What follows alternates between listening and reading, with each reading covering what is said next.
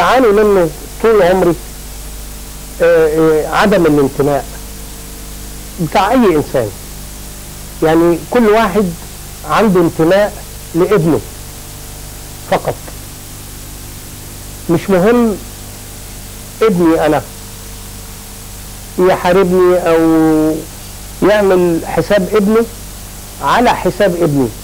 انا بقول لو كان ابنك هو ابني وابني هو ابنك، كنت هتحاربني في ابني اللي هو كان اساسا ابنك عشان خاطر ابنك اللي هو اصلا ابني؟ يعني نظرية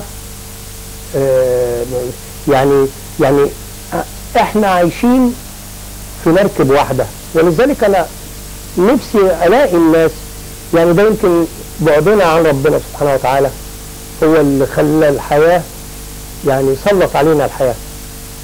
لكن كتبت انا في الموضوع ده، قلت ان انا بحلم بالحرير ولا بالقصر الكبير، ولا عمر اتمنى ابدا يبقى لي جناح وطير. اللي اتمناه في عمري يا ناس يصحى الضمير. الواحد منا بكره في الدنيا هيبقى ذكرى. طب ليه الناس بتكره الناس تعيش في خير؟ ده احنا مركبنا واحد ومصيرنا برضو واحد، وليه القلب جاحد يا ناس؟ انا مستجير بالناس من غير محبة، ازهار من غير عبير. واللي اتمناه في عمري يا ناس يصحى الضمير. طبع الانسان في دمه وذاته هي همه، ولا شيء تاني يهمه مهما يكون المصير. يوعد ولا مرة يوفي، يقدر ولا يوم بيعفي، وسواء العمر لفي حل قيود الأسير. بالناس من غير محبة، أزهار من غير عبير. واللي اتمناه في عمري يا ناس يصحى الضمير. أنا يعني من ضمن الأعمال بتاعتي يعني كتبت لمجموعة كبيرة: سعاد محمد، كريم محمود، التلباني، شفيق جلال، جورج وسوف، مدحت صالح، محمد الحلو، فرقة أم كلثوم، فرقة الإنشاد الديني، فضل شاكر، رامي عياش.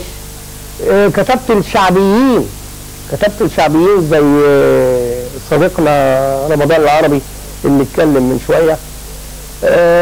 يعني الواحد بيكتب في كل الألوان، ودايما الموضوع هو اللي بيحكمني. بيقولوا لي ليه ما بتكتبش زي ما المؤلفين بيكتبوا؟ أنصاف المؤلفين وأربعهم. طب يعني لازم تكتب حاجات يعني رص كلام كده عشان خاطر كده. لكن أنا بقول لهم في الأول وفي الآخر أنا أقدر بس ما أعرفش، أو بمعنى آخر أنا أعرف بس ما أقدرش. لأن كلمة قلتها وبقولها دايما لشاعر قديم بيقول: وما من كاتب إلا ويفنى، ويبقى كل ما كتبت يداه، فلا تكتب بكفك غير حرف يسرك في القيامة أن تراه. كتبت جورج وسوف: جرحونا برمش عين وكلامهم مسنا، سألونا نبقى مين قدمنا نفسنا، قلنا احنا اللي القمر ما عرفش يذلنا، الناس طلعوا القمر وقمرنا نذلنا. ده غناه وهو عنده 17 سنة. أنغام برضو غنت أغنية يا طيب، يا أعز وأغلى وأطيب قلب، فسر للعالم معنى الحب، وانشوروا وقالوا عليك طيب، خليك هنا من قلبي قريب، وكفاية تكون إنسان في زمان فيه طيبة القلب بتتعيب. يا طيب حبيتك أنا مع إن الحب اللي جمعنا ما بقاش له مكان زي زمان أبدا ولا معنى. خد قلبي وهات قلبك، هاته يا ابو قلب حياتي في دقاته. الحب ده عقد من الياسمين وقلوب العشاق حباته، والحب ده عمر، وغيرك مين يقدر يسعدني بأوقاته. صباح اللي يحب في أيامنا طيب وكمان على نياته.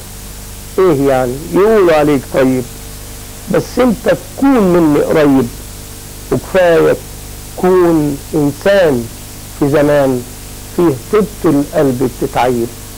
يا طيب، مع تحيات الشاعر مصطفى السبيلي.